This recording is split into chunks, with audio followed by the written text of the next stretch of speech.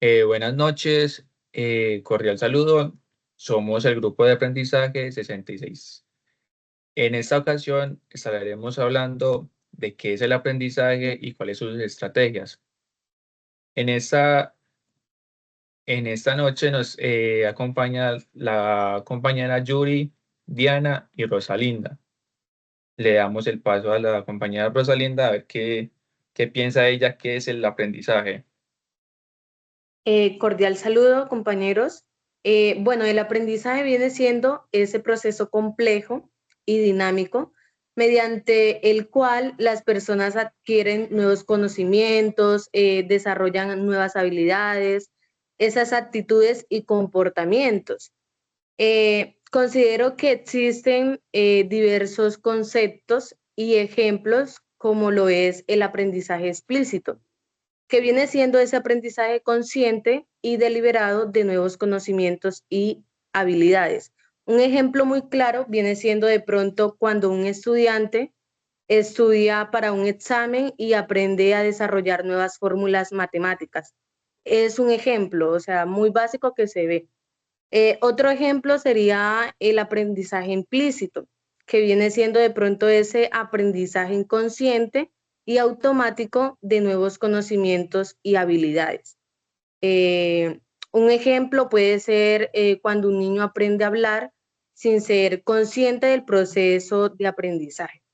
Y como tercero puede ser ese aprendizaje por condicionamiento, que es cuando el aprendizaje mediante la asociación de estímulos y respuestas.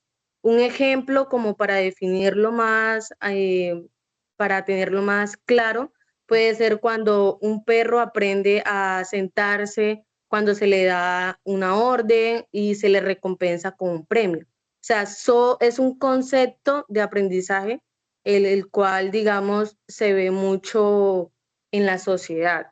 Considero que el aprendizaje es algo que lo vamos desarrollando en la sociedad, en la parte laboral, en muchísimos entornos que vemos a diario. Así es. Listo, muchas Así gracias es, por su compañera. definición, Ujú. compañera. Continúe, compañera Excelente. Yuri, que nos tiene Bueno, para no. decir. Bueno, yo tengo para decir, para compartir con ustedes en este bonito podcast, ¿cierto? ¿Cómo podemos identificar ese propio estilo de aprendizaje? Cómo nosotros, ¿cierto? Podemos descubrir en la manera en que adquirimos ese conocimiento, cómo procesamos esa información. Les quiero pues dar a conocer algunos estilos, ¿cierto? De cómo se relacionan en el aspecto cognitivo, afectivo, psicológico. Dicen que pues se clasifican en 4 categorías.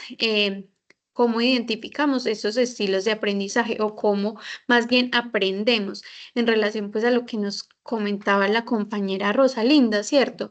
Dice que podemos aprender de manera visual, mediante imágenes, gráficos y diagramas, ¿cierto? Nos resulta incluso un poco más fácil recordar información que se presenta visualmente. Por ejemplo, pues en mi caso es así, yo aprendo un poco más así. Hay personas a las cuales pues prefieren escuchar esa información, ¿cierto?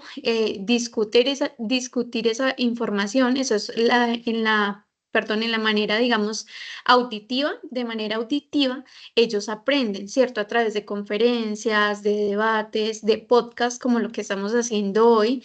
Esas son herramientas que pues nos ayudan a retener conocimientos a las personas que, digamos, de manera auditiva aprenden, ¿cierto? Por ejemplo, también hay individuos a los cuales la lectura o la escritura pues les ayuda, digamos, a adquirir más conocimiento, ¿cierto? Es su manera de aprendizaje.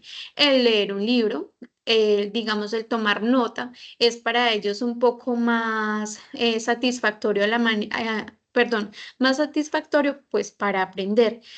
Y en el área de la kinésica o kinésico también se puede decir, es son aquellas personas que a través de la práctica y la experiencia aprenden muchísimo más, ¿cierto? Por ejemplo, involucrarse físicamente en un aprendizaje, ¿cierto? Que muchas veces hay personas que prefieren la práctica que la teoría, entonces aprenden mucho más de esa manera. Por ejemplo, yo cómo siento que estoy aprendiendo. Bueno, si estoy cómoda, tengo que analizar todo ese tipo de cosas, ¿cierto? Para saber cuál es mi estilo de aprendizaje. Si, por ejemplo, solito o bueno, solo o sola, yo aprendo más o en grupo, ¿cierto? O a través de lecturas de teoría o a través de la práctica. Por ejemplo, ¿qué tipo de materiales pues prefiero, por ejemplo, yo para aprender? Eso también es un punto muy bueno a analizar para saber cómo aprendemos, ¿cierto? Por ejemplo, a través de imágenes, de gráficos, de textos o escuchar ¿qué? Una explicación en relación a algo, ¿cierto? También recordar, ¿cierto? Cómo mejor captamos la información para, pues, ponerla en práctica, ¿cierto? Como les digo, mediante imágenes o mediante palabras o a través de ejemplos que sean concretos o teorías, ¿cierto? Entonces, no sé, esa es como mi punto de vista. También, pues, quiero recordarles que ese proceso no solo nos ayuda a entender mejor cómo es que nosotros aprendemos, sino también que nos permite, pues, adaptarnos a más métodos de estudio para maximizar la efectividad del aprendizaje, pues, de cada uno. Entonces, sí es importante para poder desarrollarnos como personas, identificar cuál es el propio estilo de aprendizaje. Gracias. Listo, muchas gracias, compañera Yuri. ¿Qué nos tiene para decir la compañera Diana frente a lo que iba la compañera Yuri? Bueno, compañeros, muchísimas gracias por invitarme a este podcast. Está muy interesante el tema, de verdad que sí, y aprecio mucho lo que están diciendo ustedes, además de estar como muy de acuerdo con eso. Muchas veces pasa de que conocemos cuál es el estilo de aprendizaje de cada uno de nosotros, o quizás cuando estamos en un aula, cuál es el estilo de aprendizaje de algunos estudiantes, pero no sabemos cómo optimizar ese aprendizaje. Entonces, pues sería importante Sí. tener unas estrategias para hacerlo, ¿cierto? Entonces, según el estilo personal de cada uno de nosotros o de los estudiantes en este caso, podríamos tener, por decir así, y ya lo decía la compañera anterior, también, un estilo de aprendizaje visual. Se puede tener como estrategia el clasificar notas por colores, ¿sí? Sí, Puede ser porque esto nos ayuda a organizar la información y retenerla de manera más correcta, por decirlo así. Tratar de perfecto. imaginar o comparar acciones con ejemplos de la clase o experiencias vividas. Eso también nos ayuda mucho a memorizar la información que tenemos, especialmente cuando es información muy importante. Realizar diagramas, lo comentaban anteriormente, ¿cierto? Puesto que esto nos ayuda a entender las ideas, también, por ejemplo, los mapas conceptuales, los mapas mentales, para enfocar la información importante de la clase, de lo que estemos haciendo en el momento. Porque no solamente es en clase, sino también como en la vida cotidiana, actividades que necesitemos de memorizar o mejorar, ¿sí? Ver videos. Eso es un apoyo importantísimo y extra para las personas que tienen, como le decía antes, un aprendizaje visual. Bueno, se comentaba también que tenemos el aprendizaje auditivo, ¿verdad? Para ese aprendizaje auditivo se puede tener en cuenta el desarrollo de actividades en grupo, como por ejemplo discutir. Cuando estamos hablando mucho del tema, al escucharlo, entonces lo voy a tener más presente en mi memoria. Tomar notas durante el desarrollo de las actividades también puede ser una parte importante para el aprendizaje auditivo. Escribir la información que se requiera para memorizar. Utilizar audiolibros. Leer en voz alta también es una estrategia que podemos utilizar las personas que tenemos el aprendizaje auditivo. Recuerdo yo, mientras ustedes comentaban tanto, de una Sí. familiar que empezaba a leer y a caminar, y a leer y a caminar. Esta vieja, ¿qué? Sí, se colocan a Realmente así pensar. era que aprendía, ¿verdad? Sí, Interesante ese tema. Pues resulta, y ahora comprendo que el estilo de aprendizaje de la chica es la kinesa, ¿sí? Ellos tienen mucha energía y necesitan hacer este gasto de energía. Entonces, el liberarla. desarrollo de actividades prácticas les apoya mucho para ellos, ¿sí? El trabajo de laboratorio, por ejemplo.